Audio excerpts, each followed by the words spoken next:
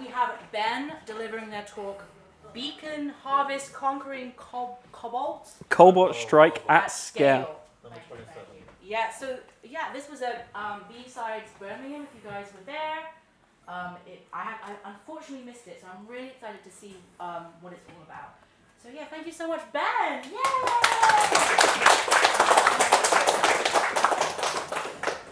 Awesome, thank you everyone for turning up today, coming to see me talk.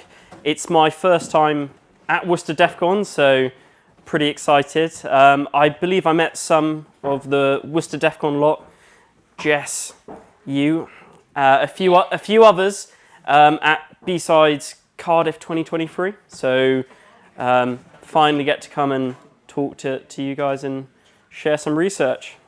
You feel free to come up if you want. I see you're hiding on the stairs, so come up.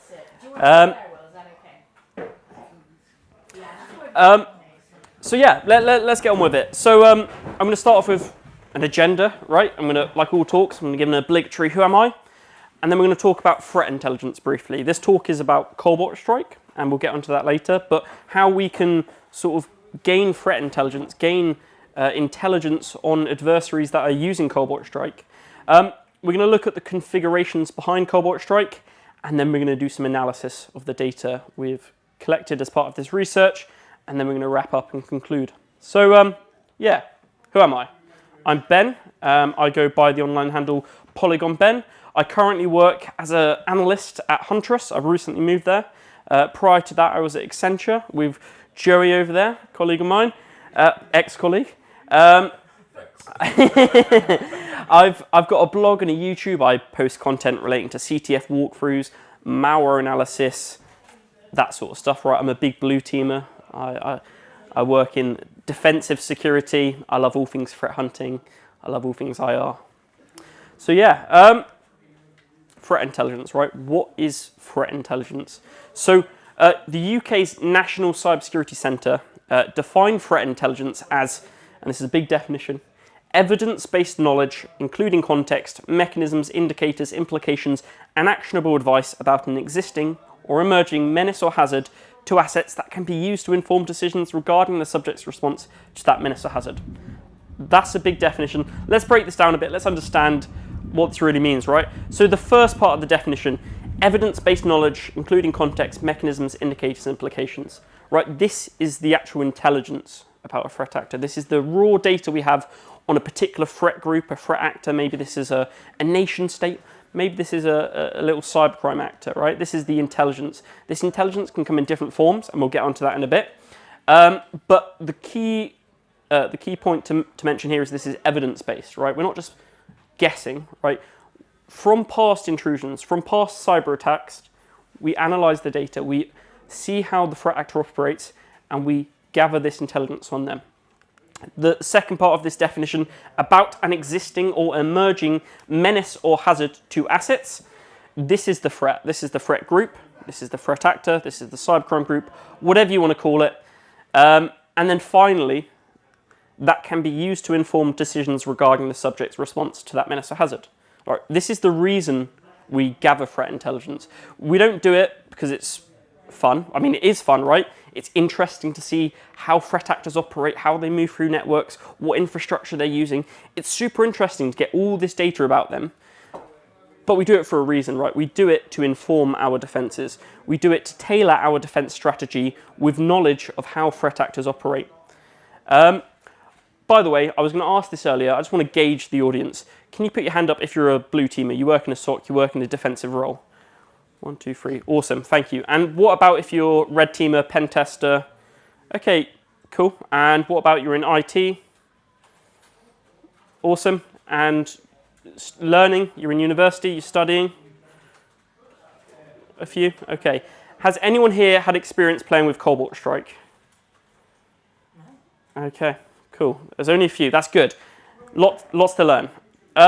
So yeah, sorry about that. I just sidetracked a bit. So yeah, why is CTI important? Why is cyber threat intelligence important? We highlighted the definition here, but what can we achieve out of it? I like to do some analogies and compare it to like military intelligence, because military intelligence is super, super important. Let's say you're in the battlefield, right? You're at war against another country. you want to have as much information as possible about your enemy. You want to know where they're located. You want to know where they're planning to move to. You want to know how many people are there. You want to know what weapons they have. You want to know what capabilities they have. You want to know what's their strategic goal. Do they want to claim an area of land? Do they want to assassinate a person? So on and so forth, right? And the same thing applies in the cyber context. I, as a member of the blue team, as somebody who defends organizations day in, day out, I want to know what threat actors are likely going to be targeting the companies I'm monitoring and I'm looking after. I want to know, how do these threat actors operate, right? How do they gain initial access? How do they get entry and gain that foothold into an organization? I also want to know how they move around, right? How they move laterally from host to host, how they pillage machines and gather data, how they send this data. I want as much information as possible. I want to know what malware they're using. What are the indicators associated with that malware? Like, where does it reach out to for C2? How does it perform the malicious activities it's performing? And I'm not going to go through and down this table, but I like to use that as an analogy to sort of CTI and the importance of it. So we talk about CTI, right? This is intelligence. How is it delivered? What format can CTI come in? And there are multiple different formats, and I'm going to highlight a few here. There's different types of intelligence, and they come in strategic, operational, and technical. So strategic intelligence, this is your high level, right? This is you're looking at the high level of the threats. This is typically delivered to your C-suite, to your CISOs, to your board, and this concerns the high level decision making, like what budget should we assign to the cybersecurity team. This is potentially looking at sort of the long-term threats. Maybe there's a geopolitical motivation. This is the high level stuff. Technical details aren't really involved at this level, and this is where we get to the operational and technical. For the remainder of this talk, we're going to be looking at both operational and technical threat intelligence. We're not really interested in this high-level strategic stuff. We're going to be specifically gathering technical intelligence. This type of threat intelligence can be ingested into your sort of security solutions. This is like computer-readable intelligence. This may be IP addresses that are known to be owned by threat actors. This could be domain names which are owned by cyber criminals. This could be hashes or malware signatures. This stuff can be automatically fed into a security company or organization, their SIEM or their security tooling, and can feed automated detections, right? And we also talk about operational, which is threat intelligence which relates to TTPs. This is tactics, techniques, and procedures. This is more high level than operational threat, than technical threat intelligence, sorry. It can't be sort of ingested straight into a computer.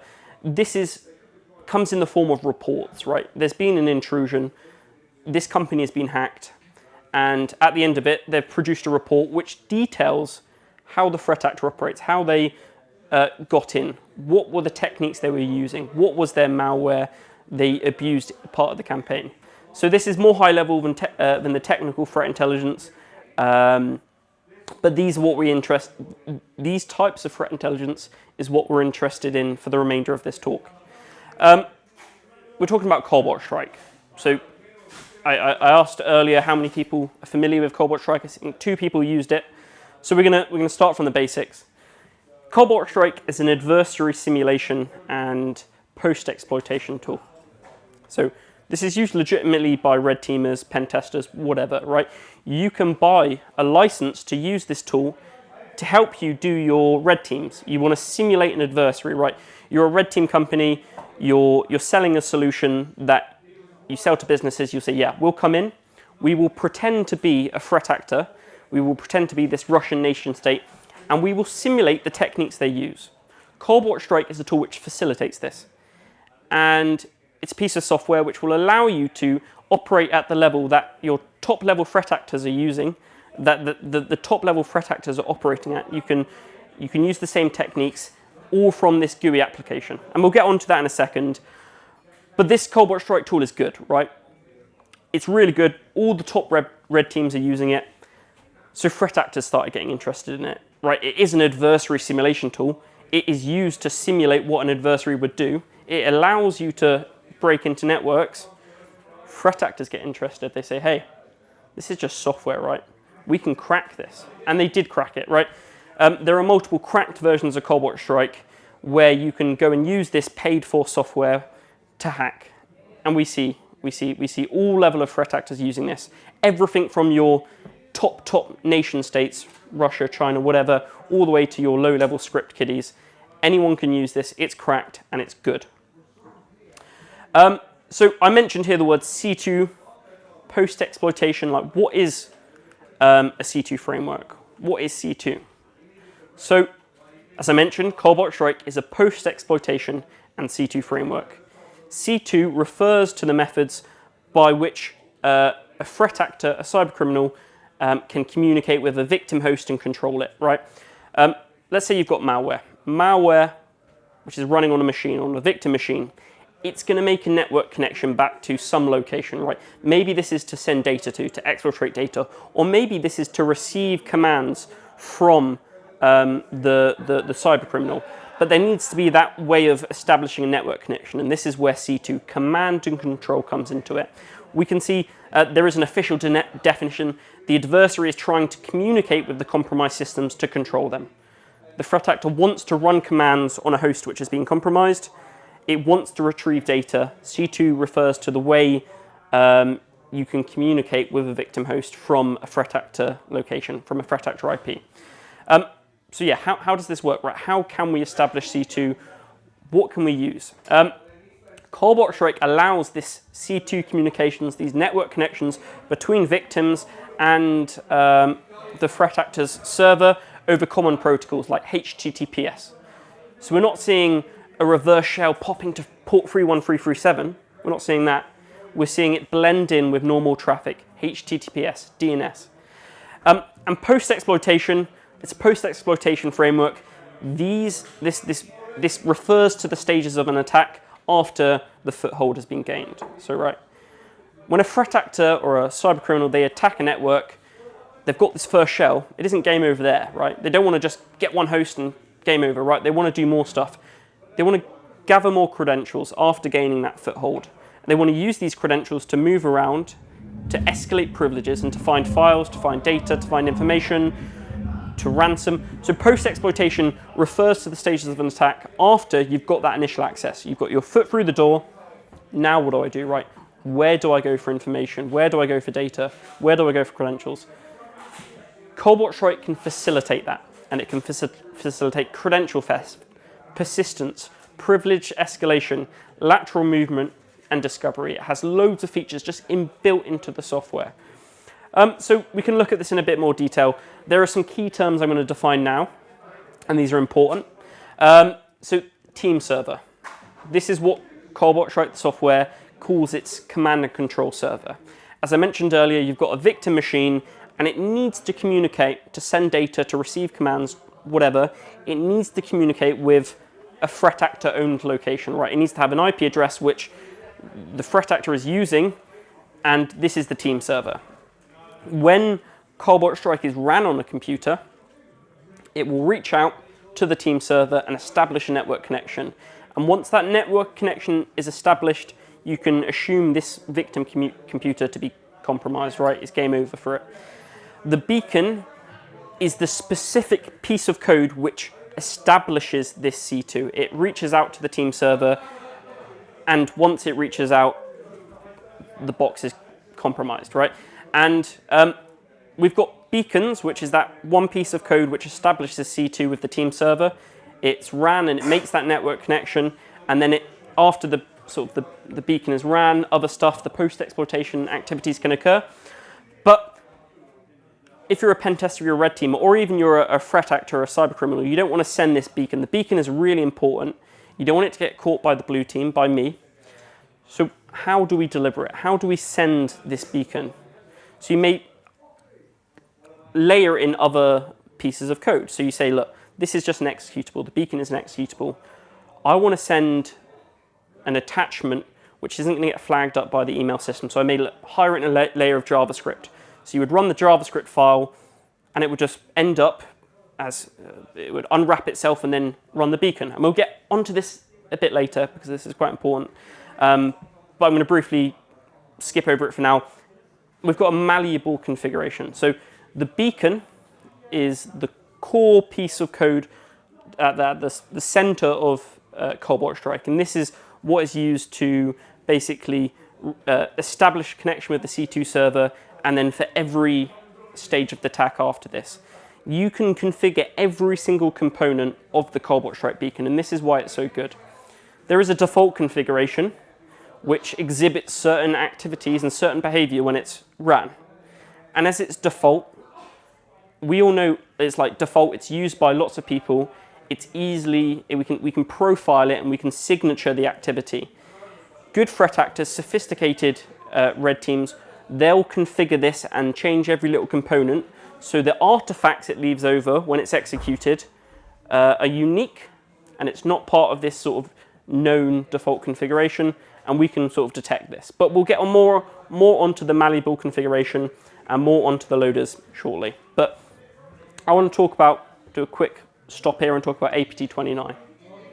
So these are also known as Cozy Bear, Midnight Blizzard. Like any sort of threat group, APT, they've got like 50 different names, so many different sort of code words, but they're Russia's foreign intelligence service, a bit like the MI6, but for Russia.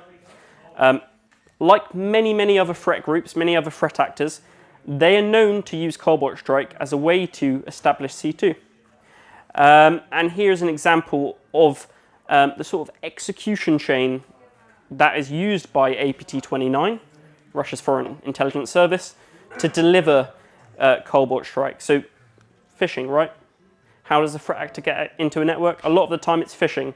We see a spear phishing email impersonating US aid, and this eventually leads to some attachments, an ISO, and there is a chain which is used to eventually load the Cobalt Strike beacon. And that's how sort of Russia's foreign intelligence service, APT29, use Cobalt Strike. I mentioned the team server earlier. I'm just going to recap. This is the threat actor-owned server which is listening for incoming connections. And it's listening for incoming connections from a beacon being executed. So it's always got a port open. It's saying, I'm waiting for beacons to come. I'm waiting for beacons to come. When a victim runs the file, the beacon will reach out to the team server. And you can use the Cobalt Strike client. It's just like any other software here. You've got a GUI. You can connect to the team server. And once you're on the team server, you can generate payloads. You can generate the payloads you're going to send to victims. You can set up listeners. So here we've got the GUI, and it looks like legitimate software unless you actually look at the different tabs, payloads. And you can configure it, you can change it, you can edit it. But there's different options here, like a HTML application, an Office macro. So you always hear back to when you've got those malicious Word attachments and they've got macro, a piece of code attached, and if you enable content, it will run the code. You can generate a Cobalt Strike beacon Office macro within the app, and you just press the button and you've got your Word document. You press HTML application, choose some options, you've got your payload. It's as easy as that. You don't need to write the code yourself. You don't need to be technical. You can just press a few buttons and you've got a payload which when ran will compromise a machine. And this is free, right? You don't have to pay your 10 grand license per year. You can just use the cracked software. So you go through, let's say I want to choose, and in this case I chose a Windows stageless payload, and it says what format do I want it in. And if you remember earlier, I talked about loaders, and these are sort of additional layers of code which are hiding the beacon in the middle. So let's say I want to choose a PowerShell loader. I press done, it gives me the code. This is all the code here, and it's a bit blurry, but every time you generate this specific payload, you get the same boilerplate code. So these functions up here are going to say the same. This at the bottom is going to say the same. What we've got here is a big base64 encoded string. And some operations go on around here, but this base64 encoded string is basically the beacon. And as I mentioned before, we're not delivering the beacon just as a file and sending that to the victim, just an executable to run. We're hiding it in a layer of PowerShell. And we're doing some operations to it, so it's not easy to analyze. So we'll go through this. But there's some encryption, some encoding. We'll get onto that in a second. But Yara. Yara is a tool used by malware analysts, used by people in a SOC, in a blue team, to profile and signature malware, right? There are so many different types of malware out there, hundreds, hundreds, hundreds. How can we differentiate them? How can I say for certain that, yes, this piece of malware is Cobalt Strike, and this piece of malware here is async crap? Well, we can use Yara. Yara is basically like a digital fingerprint for a strain of malware. We can use certain strings which are found in all specific types of malware, or certain strings of hex, certain properties this file exhibits, and this will allow us to profile a piece of malware. So we can go back to this file.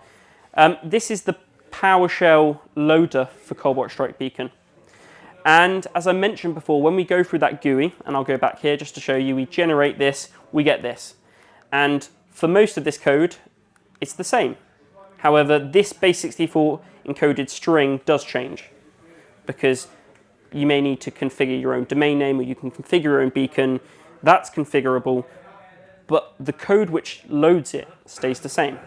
So if we see a file which contains func get proc address, the strings func get proc address, func get delegate type, RT special name, from base64 string, get delegate for pointer. If you find all these strings in a file, we can say with relative confidence that this is a PowerShell Cobalt Strike Beacon loader, that this file, when executed, would lead to a Cobalt Strike Beacon running. So we can use this, like we've found a way to signature all files to look for, I mean, we've got a signature that looks for Cobalt Strike Beacon. We can put this into a Yara rule, and this is what it looks like. You've got the rule name here, and the rule basically looks for all files that contain the strings A, B, C, D, E. If a file contains these strings, we know it's Cobalt Strike Beacon. Or it's a Cobalt Strike Beacon loader, sorry. It's not the beacon itself, but when it's ran, it will execute the beacon. So I mentioned when it's ran, it executes the beacon. How does that actually work, right? We've got all this code here. There's lots of stuff going on. But the important lines are down here, and it's a bit blurred, so I'm going to sort of walk it through. This here is a variable definition. What we're setting is the from base64 function, and we're inputting a big base64 string. This big base64 string here is an encrypted beacon. So we can say, look, it's base64 encoded. Let's base64 decode it.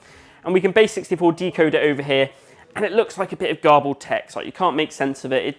It's not what we're looking for. Ideally, we would look for like a recognizable file. But there's another line down here.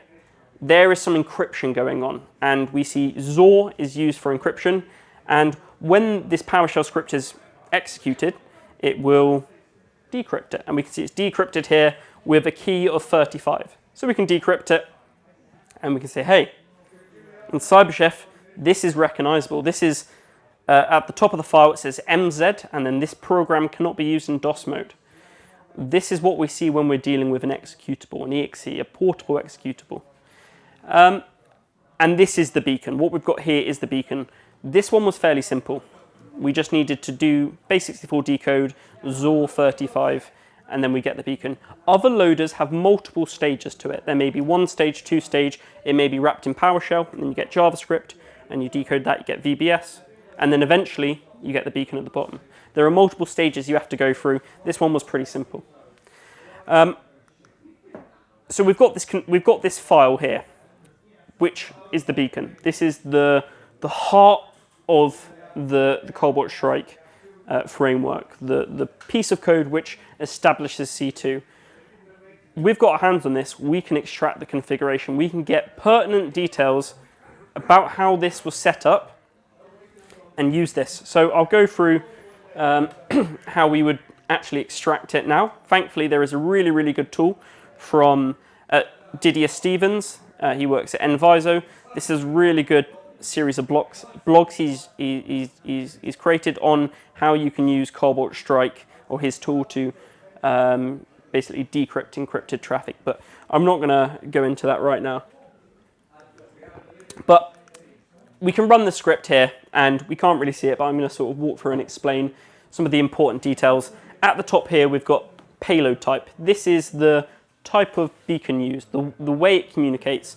This particular one is a reverse HTTP. So if any of you here have done a CTF before and you've maybe got a reverse shell, there are different ways you can configure your reverse shell to communicate. This one here is just the boring. It's listening on port 80, HTTP, for incoming connections. Down here, we've got the server and get URI. So this is an IPv4 address. This is your C2 server IP. When this file is executed, it's going to call back to an IP address over HTTP. This is the IP address here. There are other options down here about the process it uses for process injection. So Cobalt Strike uses something called sacrificial processes. When you've got a Cobalt Strike beacon, as I mentioned multiple times before, this is really important. This is a piece of code that you don't want to crash. You don't want it to die and you lose your C2 connection. As a threat actor, as a red teamer, as a pen tester, you want to ensure your beacon code is stable and it doesn't crash. Because if it crashes, it's game over for you. You lose that connection. You have to find another way to get back in. So when you run malicious code, when you're doing this post-exploitation, whenever you're running malware, there is a risk it's going to crash, right? This isn't QA'd, this isn't tested code. This is malicious code which is doing stuff it shouldn't do. And we see malware crash systems all the time, or crash processes. So instead of running all the post-exploitation code and anything else out of this core beacon process, what Cobalt Strike will do is it will spawn a child process, it will inject whatever malicious code it wants to into this child process, and then run it from there. This means if the child process or whatever malicious activity does crash, it crashes the child, not the parent. The parent can go on running the beacon all fine. So that's something to note. They use sacrificial processes. Any code that is like any additional payloads or additional actions a cyber criminal may want to send to a victim computer, it will not be done out of the core beacon process, it will be done out of a child process.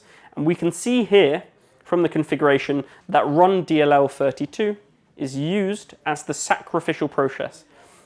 We can go down and see other options like the user agent used when it sends the HTTP requests, and some options here about the memory protection, the configuration of the permissions of memory that it allocates in the child processes which it's going to inject into. You don't really need to care too much about this, but there are different options. Currently it's set to read, write, execute, and if you are injecting code into another process and you set the memory of the process to read, write, execute, that's quite noisy, and EDR will catch that, but it's minor, we don't need to talk about that. So yeah, right, hunting for team servers, hunting for these threat actor-owned Cobalt Strike servers. How can we find them? If you use the default configuration and you don't configure TLS yourself, the cert name or something is called just Cobalt Strike server or Cobalt Strike beacon, something along those lines. You can basically search on Shodan for Cobalt Strike and you'll see all C2 servers which are set up with the default configurations. You can look at the different locations, see most of them are in China, followed by Hong Kong, followed by the US. There were some in the UK, and I just was like, what's going on in the UK? Let's have a look at this. There were actually 2 IP addresses, both hosted on Microsoft, associated with the same domain when I did this, which were hosting C2 servers. So DubaiWealthHub.co.uk. If you see any network connections to DubaiWealthHub.co.uk in your own network, something's going on, right? There is a victim machine in your organization which is calling out over Cobalt Strike. But yeah. So Beacon Harvest. This is a tool I've developed that goes through data and VirusTotal and collects Cobalt Strike beacon loaders and the raw beacon file. So just want to, it's quite important. We've got the beacon. This is the core piece of code which reaches C2, but it's often obfuscated or hidden in multiple layers of code. These are the loaders. Beacon Harvest is a tool I developed that uses Yara. This is a way to create signatures for different types of malware, and I've created signatures for different types of loaders. and it waits until a file is uploaded to VirusTotal. VirusTotal, for those who are not aware, is a website where you can upload files and check if they're malicious. You can check IP addresses, you can check domain names. Thousands and thousands of files are getting uploaded all the time, and we see a lot of malicious activity there. So as soon as, if it's a new file which has been uploaded to VirusTotal, it's not been seen before, this tool monitors for files which have been uploaded to VirusTotal that match my Yara rules, that say, yes, I know with some level of certainty that this is a Cobalt Strike beacon and it's been uploaded at this point in time. It's the first time it's seen, it's new. My tool automatically pulls this down dependent on whatever type of loader or beacon it is, and then it will extract that configuration we just saw here, and it will pull that data out and put it into a database. And the idea of doing this is, right, if this is continuously running, whenever a Cobalt Strike beacon or loader is uploaded to VirusTotal, my script will automatically identify that, pull it down, extract the configuration, it will pull out that C2, and we'll be able to get indicators. We'll be able to get sort of intelligence we can use in the blue team, in the SOC, to identify these threats. So VirusTotal has a feature called Live Hunt. This is what I was talking about a second ago. Basically, you can create a rule, a Yara rule that monitors for files that are uploaded in real time, and you will receive an email. So let's say a company gets compromised. The incident responders figure out, hey, Cobalt Strike is used in this. Let's just check this. Let's upload this to VirusTotal. Yes, it's Cobalt Strike. My script, when it's uploaded, will say, hey, I found out Cobalt Strike. I've got the email. I'm going to get the email, figure out the hash, I'm going to download it. I'm going to then go through the process of unwrapping it because, as I mentioned before, the beacon is at the center of it.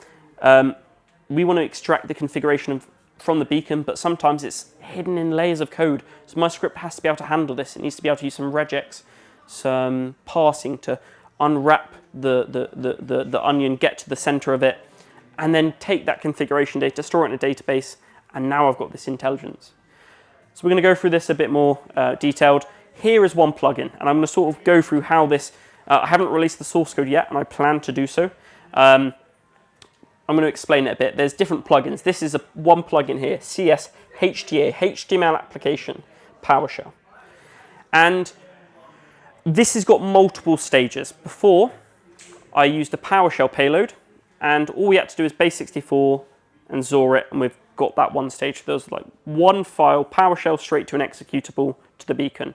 This one, there is a lot more stages. It starts off with a .hta file or HTML application, and then you unravel that and you get PowerShell or you get JavaScript, and you do that again and again and again. Eventually you get to stage 3, which is your beacon. And we can go through, and I've got more plugins for different ones. This happens to be the one I showed you at the beginning, where we got that PowerShell payload. You need to do one operation, or like you take it from a PowerShell and you've just got the exe, so you do that, you've got that. So for each of these different variants of Cobalt Strike Beacon Loader, so these are the plugins are for different variations of Cobalt Strike Beacon Loader. We've got a folder structure which has a database full of the configurations, including the different stages as we unraveled the malware to its core. And we've got a plugin here for just the raw beacon. So I wanted, look, right, you can, and you do see Cobalt Strike just as the raw beacon, right? It's going to be uploaded to VirusTotal as well, including the other layers of it. You may have a sysadmin, whatever, an instant responder. They do the process of automatically unpacking it, and they get to this final beacon. This is what they want to get information on, because this contains the pertinent IOCs, the C2 server, which they may then use to block on their firewall, so on and so forth. So they've got this beacon, they'll upload it to VirusTotal. This one we don't need to do unwrapping on. We don't need to unravel it and get to the core. This Yara rule, this signature, is just for the beacon itself. So we can just take that configuration extraction script, run it on this, and get all those information. This rule I did not create. This was created by Elastic, and it's a bit bigger, but this is the rule there. You can't see it. If anyone is interested and they do want the slides, the source code, whatever, I'm happy to send it out so you can see it a bit better, or if whatever. But anyway, so we've got this data. I've been running this over a long period of, I say long, it wasn't long at all, a few weeks. And I have sort of API limiting from VirusTotal. I can only do 1,000 samples a day, that's max. But we've captured all this data. Day in, day out, my script is monitoring for Cobalt Strike beacons which have been uploaded. Over a period of 2 weeks or so, I've gathered this data. And I'm not going to look at each plugin, because I gather databases for each plugin. I'm just going to start looking at this raw beacon, as I'm just interested in what data do we have on the raw beacons. And over the period of a few weeks, that's more than 2 weeks, like 16,000. So 16,896 samples. This is a lot of malware. These are distinct files, right? They've got their own hashes. There is a lot of files. And we can start analyzing this data. We've got this database full of Cobalt Strike beacon configurations, which has nearly 17,000 entries. So you may say, like, what are the most frequently used C2 methods? And you've got the different options here. These are the different payload types. These are the ways the malware will communicate, the network protocols they will use. And we see at the top here that DNS is used. So basically, the C2 commands are sent over DNS requests. They're hidden in the DNS requests rather than HTTP or whatever protocol. We can see there is a smaller number of HTTP and HTTPS payload types, and there is an even smaller number of SMB bind and TCP bind and all these other options. But we can see there is like an overwhelming number of DNS payloads we've found. So this is unusual when I was first looking at this data. So I was like, I'll carry on, right? We'll have a look at the other the fields in the database. We can say, look, we can look at the server, the team server IP address or domain name. This is what is used for C2. And we can see a similar number, right? 16380, 16365. And they're all, I've done a wildcard there because there's multiple numbers, but this is ns.softline.top. And if you remember, the most frequent, the 16,000, this is for beacons which use DNS, and we can see basically it looks like name servers are the C2 server. So we can see, yeah, this makes sense, right? These samples here are all using DNS for C2, and it's a name server as the C2 server. This is what we would expect. What we wouldn't expect is to see this many unique samples. Like, why does a threat actor need 16,365 samples?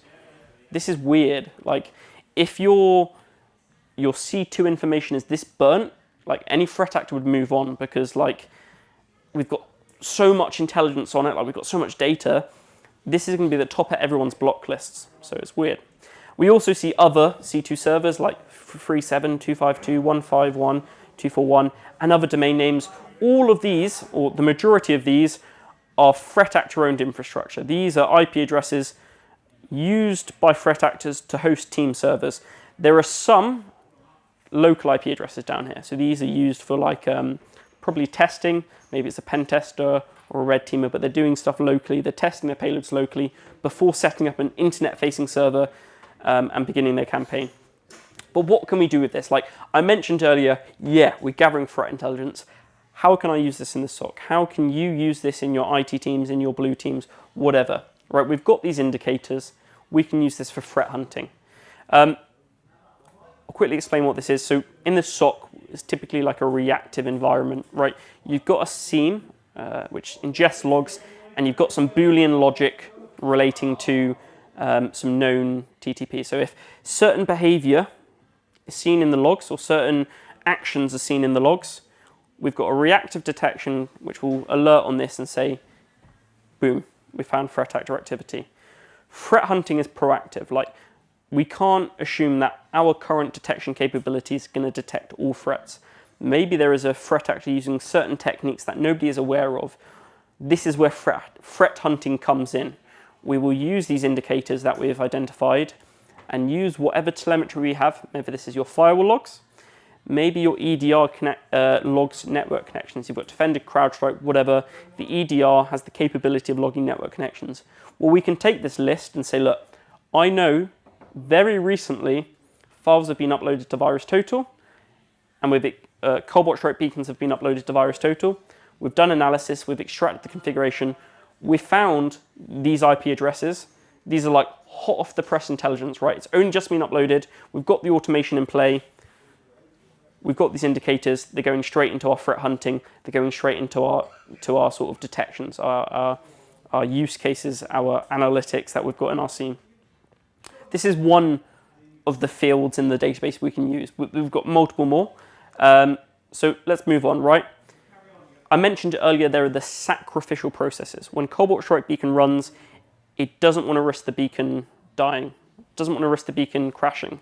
So it will spawn a child process, inject all its malicious code into the child process, and run it from there.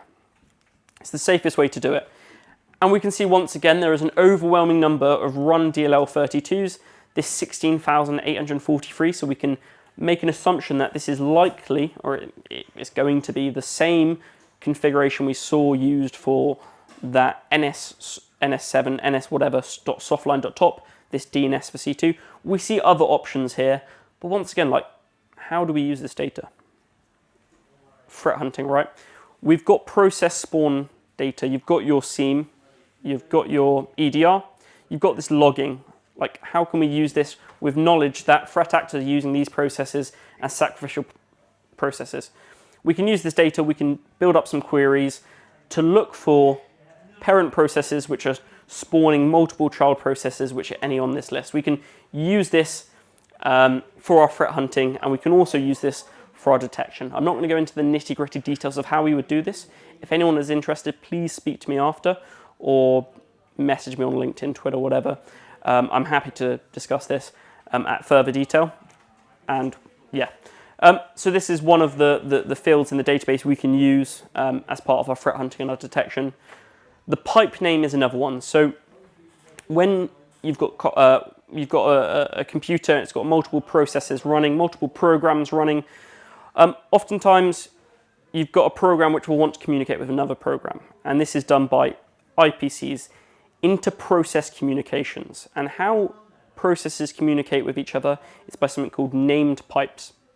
So you can think of a pipe being a tunnel where data can transfer from one process to another, and you give it a name. So you name it, let's say, MS Agent, and one process can reference MS Agent and send it on this pipe, and another process can listen on MS Agent and receive it. So you just name a pipe. It's like saying, look, I want to send data through Kaspersky server. This is where we're transferring it. However, EDRs, your security tooling, can collect telemetry, and it can collect the named pipes which have been used. There are some named pipes which are unique to Cobalt Strike. So if Cobalt Strike is ran on a network, a named pipe will be used which you won't find anywhere else. So if you're monitoring for the MS Agent named pipe being used, and you see it fire, so somewhere in your network, a computer or a process has used this named pipe, you know Cobalt Strike is in your network, and you need to be afraid. So there is a default named pipe, as I mentioned earlier, right?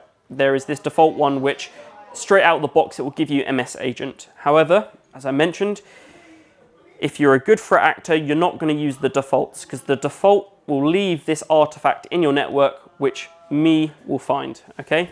So you will configure this, you will change this, you will edit it, so it's not using the default. So how does somebody in the blue team find this if it's not the default? Well, we can get as much data as we can as possible. We can say, look, right, I'm not going to be able to find everything, but what I can find is whatever's been uploaded to VirusTotal most recently. So there's going to be a file a few hours ago which has been uploaded using this named pipe. I can detect on it. But yeah, and you can use this once again in your use cases, in your detections, in your SIEM, as in your threat hunting strategy.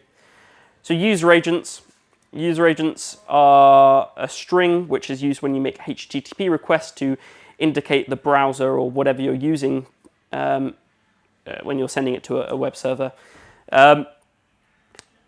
Cobalt Strike uses a user agent when it's making its C2 HTTP or HTTPS requests. We can once again analyze these. We can get a big list of user agents, and we can take this data and we can say, look, I know these user agents are used in a malicious context somewhere. Let's just see if they're used in our network. Likely they're not going to be. If they are, it doesn't necessarily mean it's malicious because user agents are legitimate. A lot of these are kind of sus, and you wouldn't expect to see these in your network anyway. Some which have like MSIE, these are Dodge, Trident. You wouldn't expect to see those. But there are other user agents which, or there's user agents in this list which are going to be used legitimately somewhere. So you can't just tell your SOC, whenever any of these user agents are used, let's detect on that, because they're going to get flooded with alerts. But you could use this as part of your threat hunting, your proactive searches. You're going out once a week and saying, look, I found the most recent list of user agents which have been used by threat actors that are using Cobalt Strike. Let's just check. Let's sanity check. Do we see anything? So yeah, data and detections, right? We've got all these databases, 17,000 samples collected in one particular, looking at one particular Beacon 1 plugin type. There are multiple different plugin types. And I forgot to mention this isn't just for Cobalt Strike.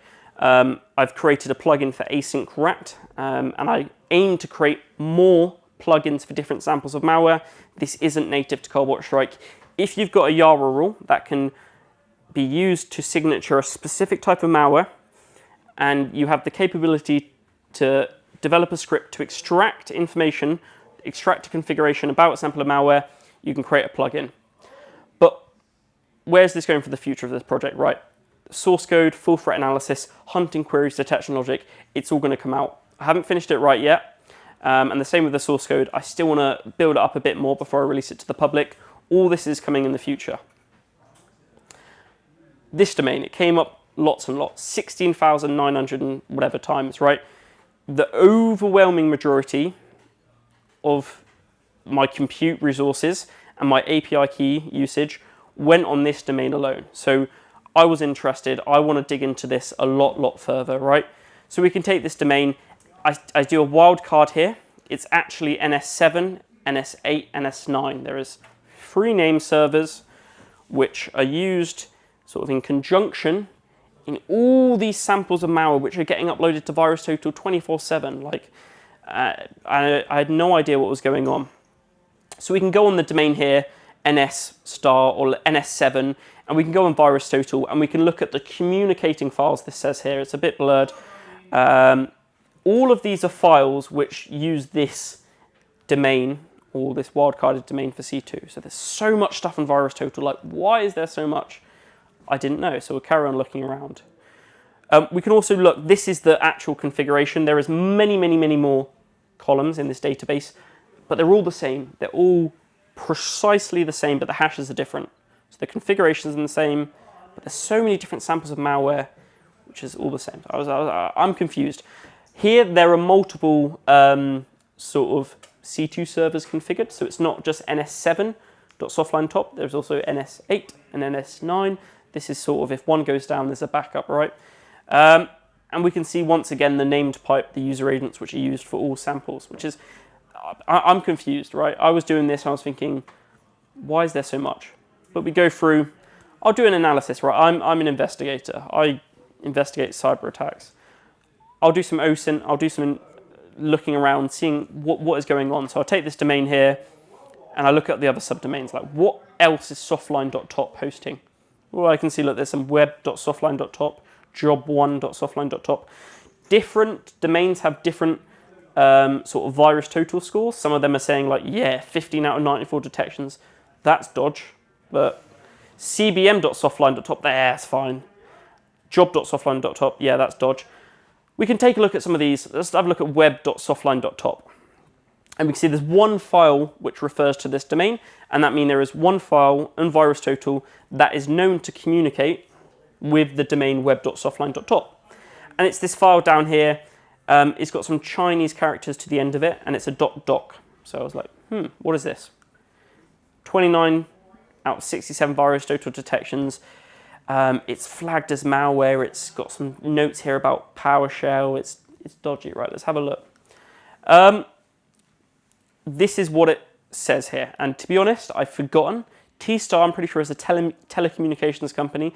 I believe this document is a form that will allow somebody to hand over like authority on their phone line. So it allows somebody to sign stuff on behalf of them or make actions on behalf of them. It's weird. I can't remember. If anyone reads Chinese here, please help me. But it's not important, right? This is malware. This isn't in a legitimate form. This has another. It's doing something else, and we can do some analysis. And we can see. We can look at the strings of a file. So it's a binary file.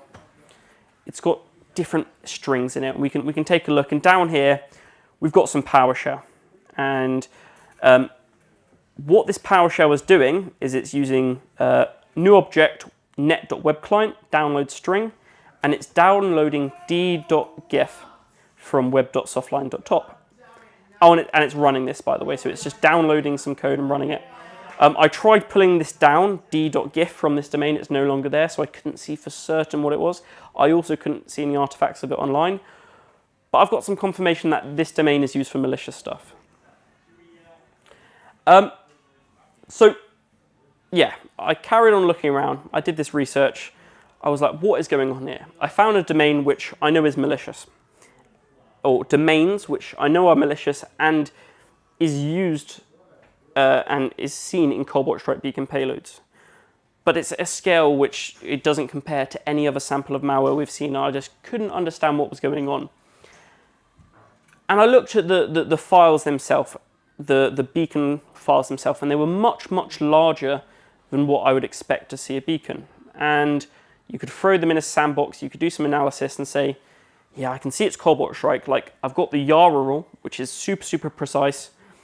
But I can also see other stuff. I can see XMR rig. I'm going to say, what? This is a crypto mining software. And it's also coming up as Cobalt Strike. But it's also coming up as XMR rig. Like, how can it be both? If you're a threat actor which is using Cobalt Strike, you're not using it to run crypto mining software on people's computers. That's not what you want to do. You're there as you want to get your hands on your keyboard in a company's internal network, and you want to move around. You want to deploy ransomware. You want to steal information, right? We don't see crypto miners, which are noisy. They use resources associated with Cobalt Strike. That just doesn't happen. But it's saying it definitely is both. So at this point, I'm like, what is going on, right? This doesn't make sense. And you can do some further investigation, and you can see, like, this actually is XMR rig. It mines Monero when it's ran. But it also, attached to it, has got Cobalt Strike, which doesn't run. It doesn't make sense. So it's basically a piece of malware, crypto mining malware, which is wearing a suit of Cobalt Strike and is saying, hey, look, yeah, I'm Cobalt Strike. I'm really, really bad. You shouldn't run me. But underneath, and what is actually ran, is XMR rig, crypto mining malware. So what is going on here? How does this make sense? There is a Yara rule for Cobalt Strike beacon which excludes this. What is going on here? The malware developer, the cyber criminal associated with this, wants to make money.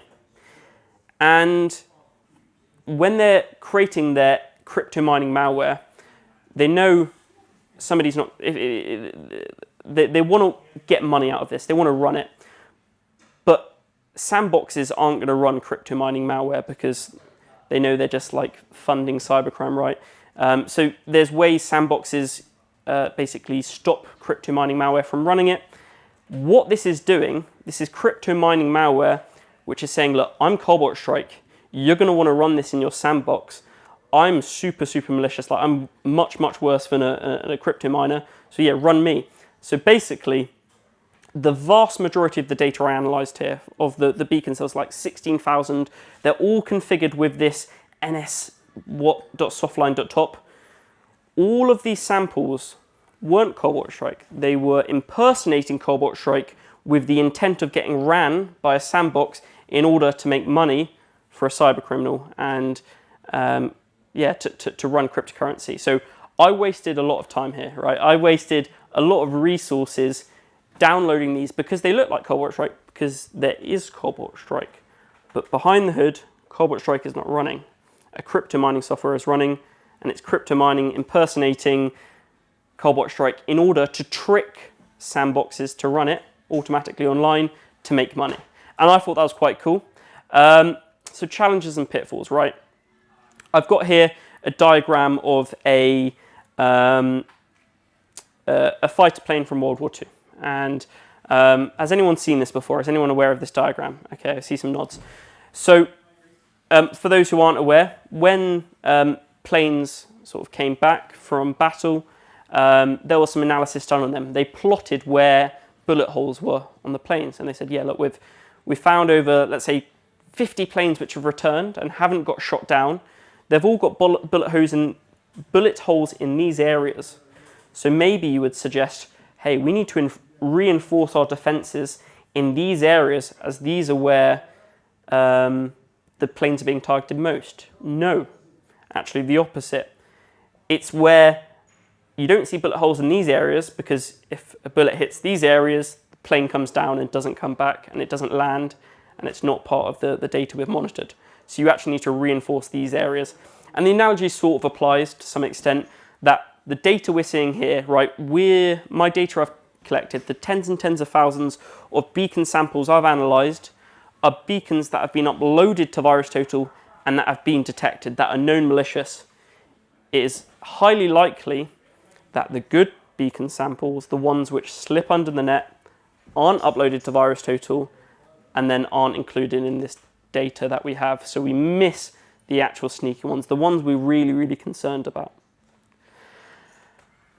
Other challenges I mentioned there, once again, the vast majority of the analysis I've done on the vast majority of the compute power went on to processing Cobalt Strike beacons, which were just crypto miners. There were crypto miners which were impersonating beacons. So I need to work on sort of excluding those from my queries and focusing on stuff which is important, rather than the tens of thousands of samples of malware which are just trying to get run. They're just trying to figure out a way to get run, to mine a little bit of crypto in the 10-second timestamp that the sandbox runs in.